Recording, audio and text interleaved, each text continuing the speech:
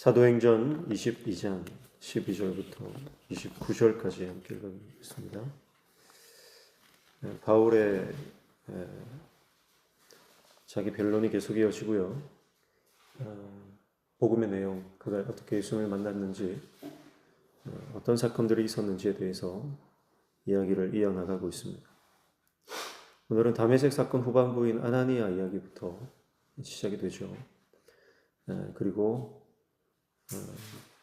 성전에서 주님의 환상을 본 내용이 이어집니다. 바울이 사명을 받을 때 바울은 주님께 진정으로 회개하는 모습을 오늘 본문을 통해서 볼 수가 있습니다. 자격이 있다 생각하는 사람은요, 위대한 사명을 하나님께서 맡기지 않습니다. 그러나 나는 자격이 없다 여기는 사람에게 하나님은 위대한 사명을 허락해 주십니다. 오늘 본문 19절과 20절에 보면 이렇게 말씀하죠. 내가 말하기를 주님, 내가 주를 믿는 사람들을 가두고 또 각 회당에서 때리고 또 주의 증인 스데반이 피를 흘릴 때에 내가 곁에 서서 찬성하고 그 죽이는 사람들의 옷을 지킨 줄 그들도 아나이다. 그렇게 말하고 있습니다. 환상 중에 성전에서 기도할 때 주님이 환상 중에 나타나셨어요. 그리고 그 주님 앞에 바울은 다메섹에서 만났던 그 주님 다시 바울에게 찾아왔을 때 그 주님 앞에 엎드려 회개하는 것입니다. 주님 아시잖아요. 내가 어떤 사람인지 아시잖아요. 그런데 왜 나에게 이런 사명을 맡겨주십니까? 그런 장면입니다. 사도 바울은 주님 앞에서 하염없이 부끄러운 것입니다. 하염없이 나 같은 자를 주님이 왜 쓰시는지 이해할 수 없는 것입니다. 그래서 주님, 내가 얼마나 잘못된 삶을 살았고 내가 얼마나 과거에 주님 마음을 아프게 했는지 주님이 아시지 않습니까? 그렇게 고백하고 있는 것입니다. 그래서 바울은 이런 진정한 회개를 통과한 사람이죠. 진정한 회개를 통과했기 때문에 자아가 철저히 십자가에 못 박혔고 그리고 주님의 사명을 주님 뜻대로 감당할 수 있었던 것입니다. 우리도 회개해야 합니다. 내가 능력이 있고 내가 자격이 있고 내가 힘이 있다 생각하며 주님의 사명을 감당할 수 없습니다. 하나님, 나는 자격이 없습니다. 하나님, 나는 아무것도 할 수 없는 연약한 존재입니다. 나는 깨끗하지 못합니다. 그것은 자기 비하가 아니고요.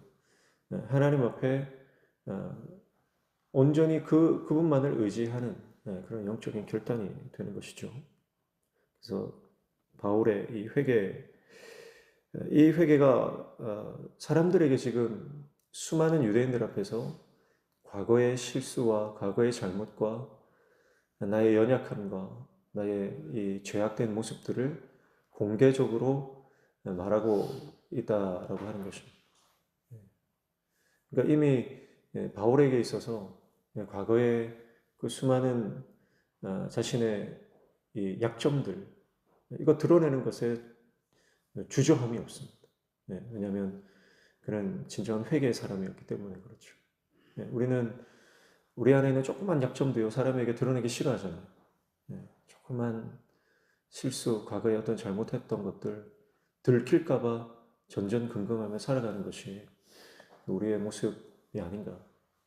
그러나 우리가 정말 회개하고 하나님의 은혜 안에 우리가 들어가면요, 나의 약점과 나의 실수조차도 복음을 증거하는 간증거리가 되고 도구가 된다라고 하는 것을 우리가 알 수 있습니다. 은혜의 사람, 회개의 사람 되시기를 축복합니다. 그래서 우리 삶의 그 어떤 것도요, 복음의 도구, 하나님 나라의 사명을 감당하는 도구가 되게 하는 것이 바로 하나님의 은혜입니다. 그 은혜로 들어가게 하는 것이 바로 회개고요. 하나님께서 진정으로 회개하는 사람에게 놀라운 은혜를 허락해 주신다라고 하는 것을 기억하시길 축복합니다. 사도 바울이 다시 눈을 뜨게 된 과정, 아나니아를 만나고 눈을 뜨게 된 과정과 또 성전에서 환상 중에 주님을 만나고 이방인에게 다시 보내시는 그 환상에 대해서 말할 때에 유대인들의 반응은 그를 죽이고자 함이었습니다.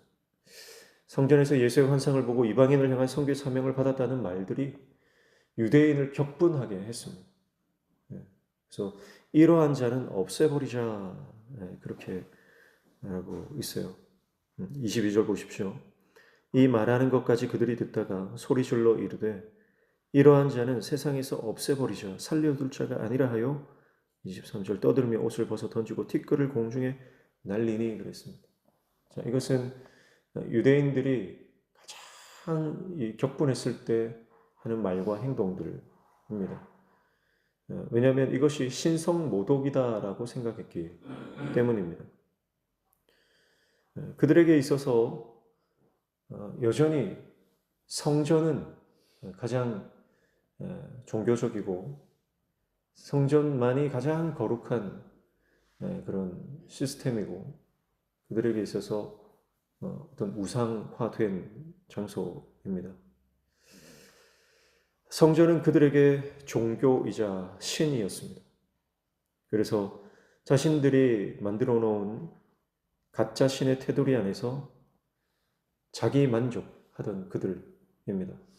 그래서 그 틀을 깨뜨리는 것은요, 금기된 사항이죠. 그래서 성전에서 주님의 환상을 봤다. 거기서 사명을 받았다. 그 말들을 이제 이 유대인들은 견딜 수가 없었던 것입니다. 그래서 예수님을 만났던 이 놀라운 간증을 그들은 인간적으로 반응합니다. 그래서 그를 제거하려고 하는 것이죠. 그래서 그가 결박당해서 이제 채찍질 당하고 신문 당하려고 하는 순간에 그는 그가 로마 시민권을 가지고 있음을 드러냅니다. 그래서 그가 로마 시민권자임을 알게 된 백부장, 천부장은 두려움에 휩싸이게 되고 그를 신문하지 못하게 되죠. 사도 바울은 유대인이자 로마 시민권자로서 이중 국적을 가지고 있습니다. 그리고 이 이중 국적을 가지고 있는 자신의 출신, 배경이 위기를 타게 하는 하나님의 도구가 되는 것을 볼 수가 있습니다. 로마 시민권이라고 하는 것 자체가 굉장히 강력한 힘을 가지고 있기 때문에 그렇죠. 그러나 반대로요, 우리가 우리 인생 가운데 나의 출신, 또 나의 배경, 또 나의 성장 과정, 그것이 하나님의 섭리 안에서 하나님의 도구로 쓰임받을 수 있다라고 하는 사실을 기억해야 할 것입니다. 왜 나를 여기에 태어나게 하셨을까? 왜 나를 이 과정에서 성장하게 하셨을까? 우리가 이해할 수 없는 상황들에 놓여 있다 할지라도요, 이후에 하나님께서는 그것을 하나님께서 쓰신다라고 하는 것입니다. 바울의 경우는 그 로마 시민권을 가지고 있는 이 이중 국적이 어떤 그 세상적으로는 좀 힘이 있는 그런 것이었지만 우리 인생 가운데 반대로 반대의 경우가 있을 수 있습니다.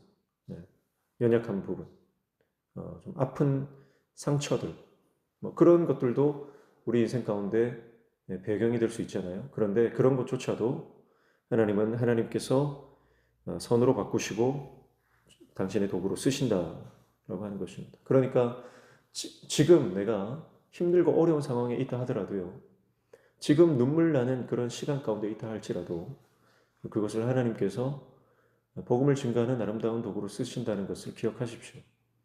그래서 절망할 필요가 없습니다. 내가 지금 어떤 과정에 있다 할지라도요, 그 과정이 하나님의 시간 안에서 반드시 우리의 눈물이 하나님 나라의 아름다운 별로 바뀌게 될 줄로 믿습니다. 건강이나 재정이나 관계나 그 어떤 상황들이 우리 가운데 지금 놓여 있다 할지라도요, 인간적으로 이해되지 않는 그런 상황 가운데 우리가 놓여 있다 할지라도 주님은 그 모든 상황들을 복음을 전하고 하나님 나라를 확장하는 아름다운 도구로 쓰실 것입니다. 오늘 사도 바울이 많은 유대인들 앞에서 담대하게 자신의 간증을 계속 이어나가고 있는 것을 볼 수 있습니다. 사랑하는 성도 여러분, 우리도 어떤 상황을 만나든지 담대히 주님을 증거하고 이 복음을 선포하는 하나님의 종 되시기를 축복합니다. 우리 안에 진정한 회개의 사건, 주님을 만난 이 놀라운 사건, 이것들을 우리가 우리 삶 가운데 경험하고 그리고 그것을 누구에게나 증거할 수 있는 복음의 사람 되시기를 주님의 이름으로 축복합니다. 기도하겠습니다.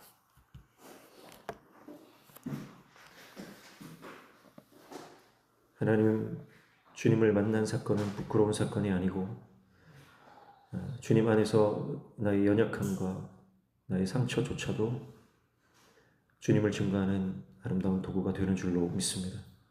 우리의 모든 공간과 시간 안에서 날마다 그 주님 붙잡고 하나님 나라를 위해 아름답게 쓰임받는 하나님의 종 되게 도와주시옵소서. 오늘도 주님 말씀 붙잡고 기도할 때 우리의 기도에 들어 응답하여 주시며 우리 삶의 모든 막힌 문들이 열려지는 형통의 은혜를 허락하여 주시옵소서. 예수님의 이름으로 기도하옵나이다. 아멘.